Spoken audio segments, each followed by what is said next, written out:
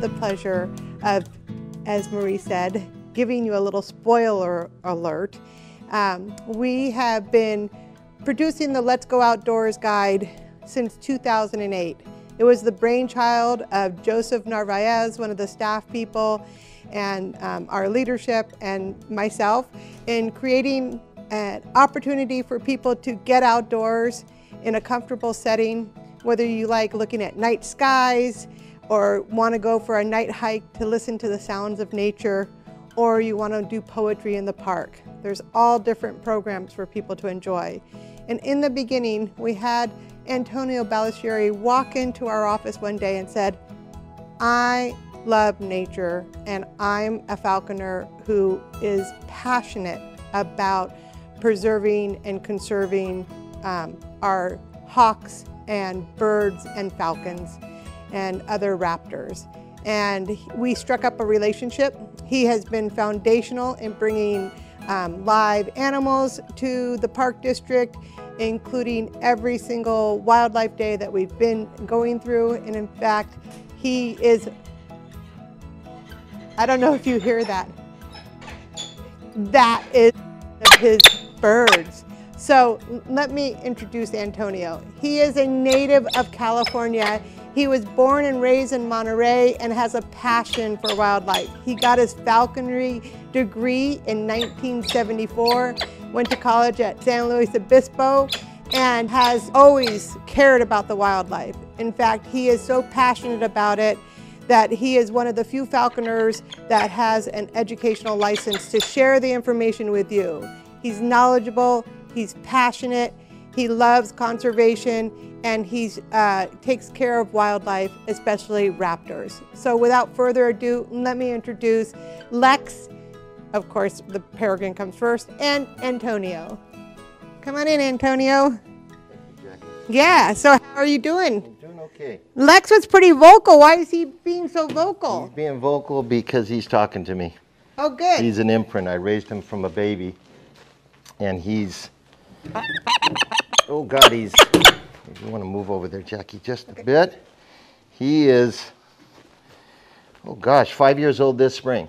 And because he's an imprint, he thinks I'm his parent, he thinks I'm his sibling, he also thinks I'm his mate. So what he's basically doing is talking to me, but I have no idea what he's saying, and he has no idea what I'm saying. So we're the perfect pair here. Like Jackie said, I've been doing this for quite a while. I went to school at Cal Poly to get my degree in wildlife management. I've been a falconer since 1974. I've done work with the Ventana Wildlife Society, with the California condor. Now I have a business where I do educational presentations using birds of prey.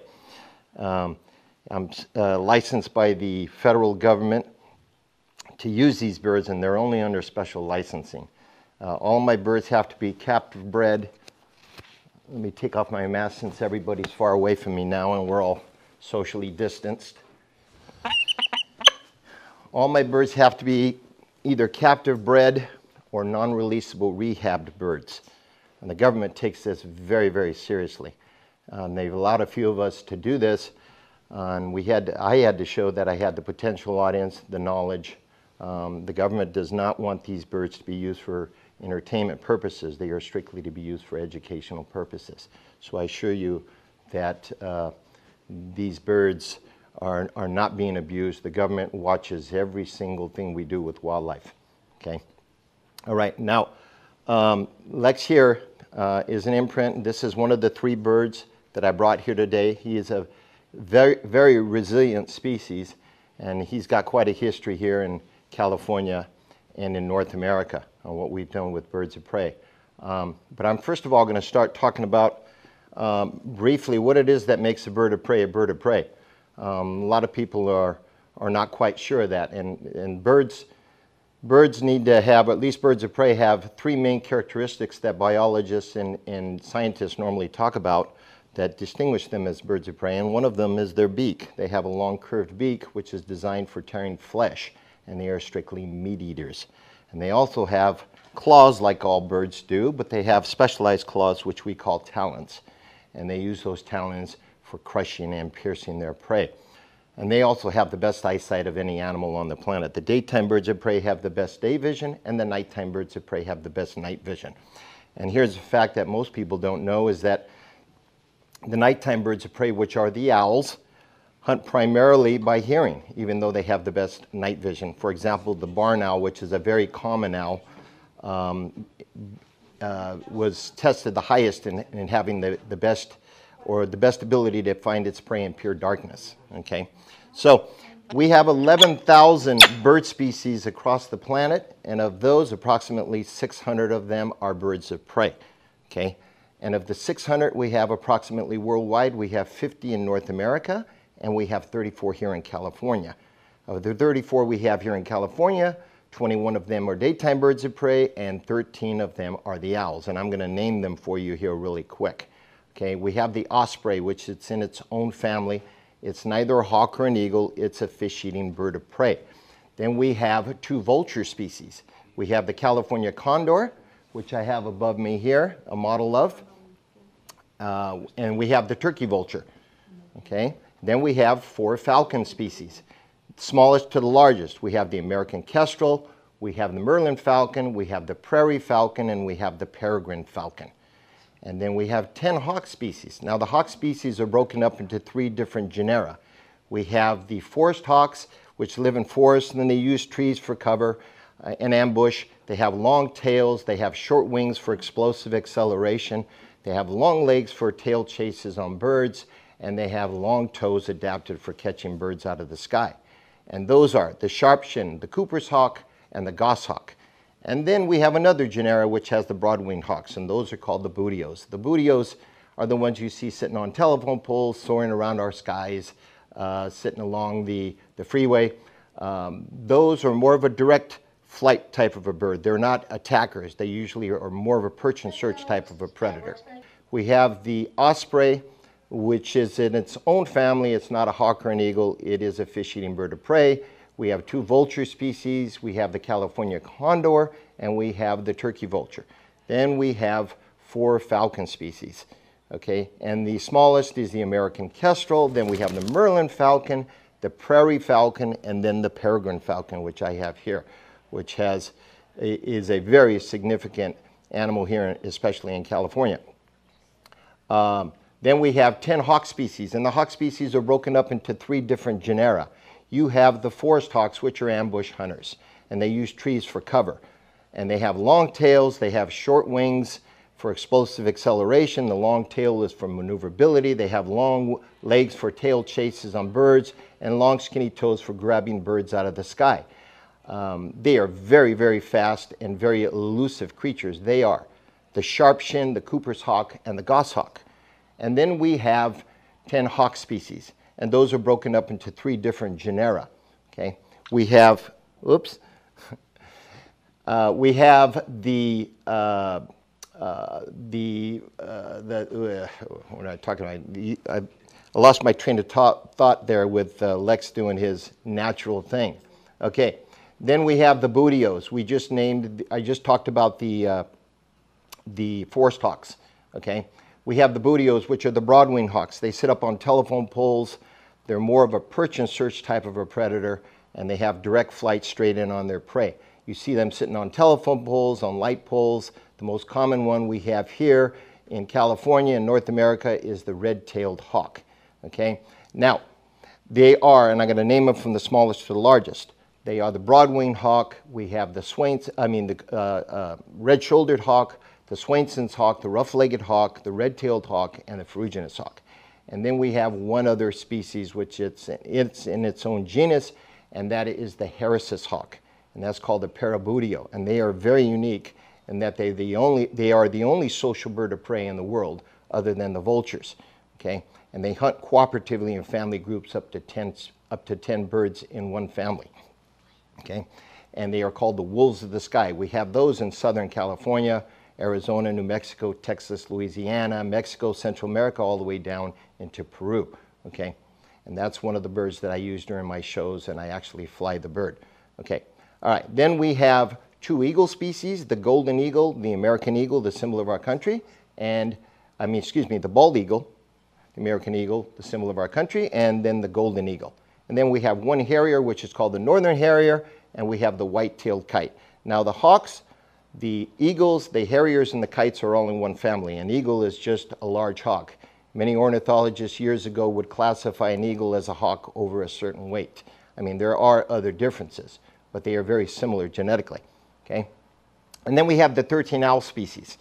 And we have, the smallest one is the elf owl, is about that big. Then we have the flammulated owl. We have the northern pygmy owl. We have the northern saw-whet owl. We have the western screech owl, the burrowing owl, the short-eared owl, the long-eared owl, the barn owl, the spotted owl, the barred owl, the great gray owl, and the great horned owl. Okay. Now, I think it's important for us to discuss a little bit about the history of birds of prey in this country and how we've treated wildlife to understand where we are today in regards to wildlife and our position on it and our laws protecting it. When we first settled here a few hundred years ago in the 1800s, the European settlers came over.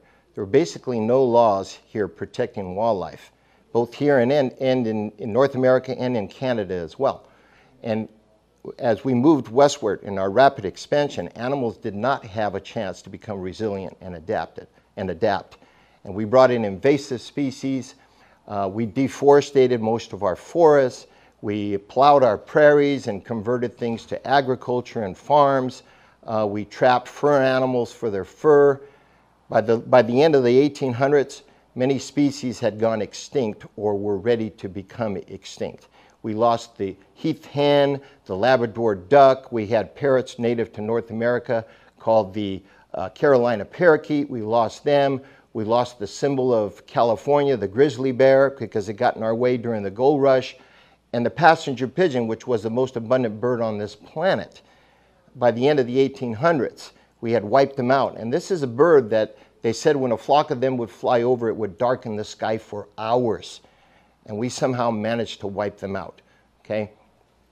Now, by the early 1900s, birds of prey were still unprotected, basically. And those states that did have protection had a single species mentality where they said there's good birds of prey and there's bad birds of prey. The good birds of prey eat our insects and rodents, and the bad birds of prey eat our game species and our domesticated animals, okay?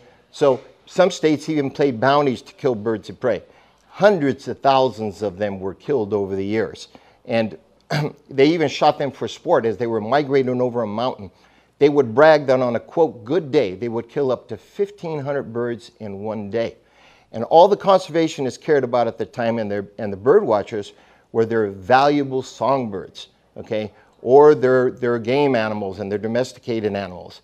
They didn't care much about birds of prey at all. Here in California, who's always been the leader in conservation, the California Fish and Wildlife Commission in 1901 passed the protective laws, which protected much of our wildlife here in California.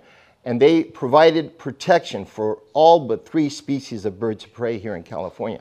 And the 3 species that were not protected were the sharp-shinned hawk, the Cooper's hawk, and the peregrine falcon, okay? Because they considered these species serious threats to domesticated animals and to game animals. Now, I want you to understand that the domesticated animals they were talking about mostly were things like chickens that were brought over from Europe, a non-native species that were killing our native raptors to protect. The game animal, the number 1 game animal is the pheasant. And here we are killing our native raptors to protect another non-native species, the pheasant, okay? Now, by the time we get to the 1950s in this country, birds of prey were starting to disappear. And they're moving out in remote areas that were uninhabited by humans and unpopulated. And what ornithologists and conservationists and bird watchers said at the time was, well, they're probably choosing those habitats because there's better nesting sites and there's better prey species, instead of the reality is that they were there because there were less people there, okay? By the time we got to the, excuse me, let me back up a bit here. Then came the shift from the few conservationists that were here in the United States that were concerned about birds. They're shifted over to these environmental contaminants, this new kid in town, which was DDT. And DDT was thinning the eggshells of especially birds of prey that were eating fish and that were eating other birds. Okay, the mammal-eating birds of prey were not affected as much. So the peregrine falcon took a big hit.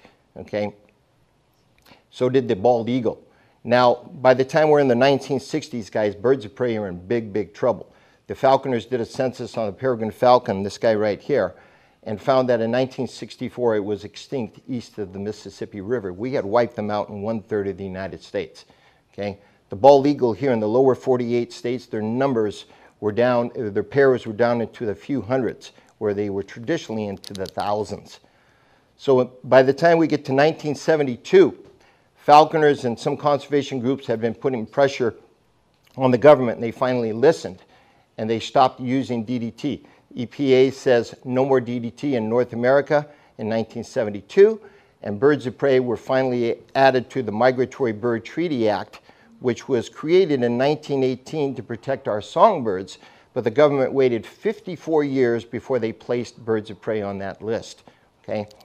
Now, suddenly overnight, the bird of prey had become this endangered national heritage. Okay? And because it is an indicator species and it indicates the health of the environment, all right, it has become the poster child of conservation efforts, environmental cleanup campaigns. All right? Now, thanks to the help of falconers who started breeding this bird and in captivity for release into the wild, several raptor species that are more resilient than others have made a comeback. And organizations or groups such as falconers, federal government, the state government, local governments, different agencies, nonprofit agencies, and even landowners donating land made this all possible. Now, birds of prey are not out of the woods by any stretch of the imagination. Okay, we have diminished their populations to where they are one fraction of what they were 200 or 300 years ago. Right now, for example, 18% of all birds of prey are endangered of extinction. 52% are in decline. 40% of all bird species are in decline. Most of our animals on this planet, folks, are in decline. Right. So there are very serious concerns. Is all hope gone? No, it is not. And one of the most important things we have is to support groups that are preserving our wildlife. Are there people out there that are taking care of things? Absolutely, but they need our support.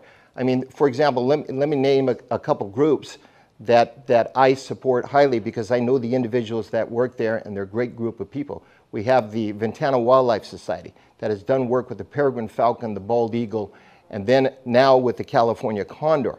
This is a very dedicated group of educated people. These positions that these people are in, there's a lot higher paying positions. These people do this because they love this, all right? But they need our support through donations. There's the Monterey Peninsula SPCA, which is a nonprofit organization. They have a great wildlife center there and a rehab center. There's the Pacific Grove Natural History Museum that has a great display of birds of prey. And I suggest you go there. Here at Paulo Corona, there's a great display on the California condor. But there are agencies out there that are taking care of wildlife. The federal government, where do they get their money? From taxpayers. Yet your vote and your voice means something. So you need to be proactive, and you need to get involved and make sure that these agencies are getting the proper appropriation of funds from the current administration. And oftentimes they are the experts on wildlife, but they need the administration that's going to back up their decisions and not go a different course. All right. But to me, the most important thing is education and awareness. Educating the public makes the public aware, and then it makes the public involved. All right. Get involved. Take your kids off the computer screen once in a while, away from the television set. Get them out there. Get them out to the park. Show them wildlife. Bring them to the museum. Bring them to zoos. Zoos in the past have had a bad reputation, okay, for maybe mistreating animals. But guys, the zoos nowadays, they do great work. If it wasn't for the LA Zoo and the San Diego Zoo, we wouldn't have the California condor right now. I mean, just enjoy wildlife and you'll find yourself being more educated about it. And when an issue comes up for voting, you'll be able to vote with at least the proper knowledge of whether that shopping center is worth destroying some of our wetlands for, all right? Okay, how much time we got, guys? We got 3 minutes? All right. Well, let me talk a little bit about the peregrine falcon here, and then we're going to take a break, and I'm going to come back with some other birds if you guys want to hang around and ask some questions. But the peregrine falcon here, in 1964, this bird was extinct east of the Mississippi. It was extirpated in 1/3 of the United States. Here in California in 1970, they checked 60 nests and only 2 nests produced young that year. I mean, this bird was in big trouble, all right? Now, in 1970, they added it to the federal list of endangered species. In 1971, to the California list of endangered species. This bird was deregulated in 1999 off the federal list and 2009 off the state list. So the bird has made a remarkable recovery, and it's because people have bred this bird and released it back out into the wild, rather, at least 6,000 birds up to this point, both from the Santa Cruz Predatory Bird Research Group, which is kind of an annex of the Peregrine Fund, which is also another great organization that I suggest you look into and consider supporting. They are one of the world's experts on birds of prey. All right, now the peregrine falcon is an amazing creature, guys. Hey Lex. We nearly shot them all and then nearly poisoned them all unintentionally. But this is a resilient bird. Resilient in how? It's adapted to man, okay? And the reason they've made a great comeback, not just because of the breeding and releasing them back into the wild, it's because we've left them alone. We stopped shooting them and we stopped poisoning them, and coincidentally, they have adapted to humans, okay? We build skyscrapers and bridges and destroy natural habitat all the time, but these are perfect places for them to nest. They like to be up there high, to have a command of their surroundings. They have wind blowing up against these buildings that keep them aloft, but they're there for one reason usually, and that is for their prey species, pigeons, their #1 prey species. We have a lot of pigeons in the city, okay? They are nesting currently at the Embassy Suites in Monterey, the Twin Stacks in Moss Landing as you head north out of town, at the power plant, at the Bixby Bridge south of here, near the Rocky Point restaurant, but I call those the urban peregrines because they've adapted to man. But along the coast here between Monterey and Hearst Castle, maybe 20, 30 pairs. The peregrine falcon is doing fairly well here, guys. I see them flying over the skies here, Apollo Corona all the time. As I go down south to do my shows at down the coast there at Post Ranch and at Ventana, I see the peregrine all the time. It's a wonderful, wonderful thing to see this bird. Now, this bird has a lot of adaptations for speed and killing that go hand in hand. This bird uses speed to hunt. The red-tailed hawk uses more of its strength, and the great horned owl certainly uses stealth. All right, so I'm going to be showing you some of those things and maybe talking about some of the things that are threatening birds of prey as well currently. Because just because we're not shooting them and poisoning them anymore doesn't mean they're out of the woods. I'm surprised dangerous rodenticides are still permitted that harm birds of prey. What are the obstacles to banning these uses? Well, I don't know about banning them, but years ago we used to use strychnine, which would kill the rodents immediately. But the other rodents would see that and then they wouldn't eat the poison. So now we use stuff like anticoagulants that slowly kill these rodents. So the best thing is to do is to use more of a trap type of a situation instead of a poison. Keep your property clean so you don't attract rats and things like that. Well, the government has outlawed the use of some of these second generation anticoagulants. They've outlawed it to where the public cannot buy them. But unfortunately, there's a lot of commercial companies that are allowed to buy these things and that still use them. Okay, but this is just many of the many things, guys. The rodenticide poisoning, but the poisoning of insects is a huge, huge thing here that people are starting to talk about. We've been busy lately because we're concerned about the pandemic and racial tensions and political tensions, but wildlife is in trouble, guys. We need to be aware, and we need to make changes. And that all starts with education. Yeah. Great, thank you, Antonio. And then I often hear two owls calling to one another. Is that common? It is, especially with the great horned owl this time of year. If they're probably referring to that, and the typical owl sound that you're going to hear is that hooting, the coo coo coo. Now, between the two, you have the higher pitch and the lower pitch, and you can tell if there's two of them which one is the male or the female. The female has the higher pitch, and the male has the lower pitch. And I'm often, that is a fairly common thing in the winter and early spring when they're coming together to breed. And you might ask, well, if this bird uses stealth, which it does, to hunt, okay, why would it broadcast its location? Well, for two reasons. Establishing a territory and letting other owls know to stay off my property, okay, or to attract a mate. And that's normally what's happening in late winter and early spring, okay? So you will often hear them at that time. Can you do the hoot sound? No. Let me tell you, I thought I was doing good at doing the hoot sound, and my bird was hooting the other night, and I went outside to join her, and all my other birds started screaming because they knew the difference immediately, so that kind of shut me up. Can owls eat insects? Yes, they can. Yeah, most birds of prey can eat insects. And this bird can as well. But let me tell you, people ask, does the owl eat mice? Sure, like I eat a bag of M&Ms till my stomach hurts, okay? It takes several hundred mice to make a large rabbit. Why would you want to waste your time on mice? If the rabbits are available, you go after the bigger game. It just maximizes your energy much better. Yeah. Okay, and I think we have time for one more question. And that question is, does California keep any non-releasable eagles, or do we send them to Sitka, Alaska? No. We have many non-releasable eagles here, but they're used by educators. They're used by different zoos or rehab centers if they have an education program. But there are many birds of prey that are non-releasable, guys. And because a bird of prey depends on its body for everything. You don't see a bird of prey walking around missing a toe or a leg like you do maybe a pigeon or a seagull, right? So unfortunately, there's a lot of them that go to these rehab centers that are never allowed to be released.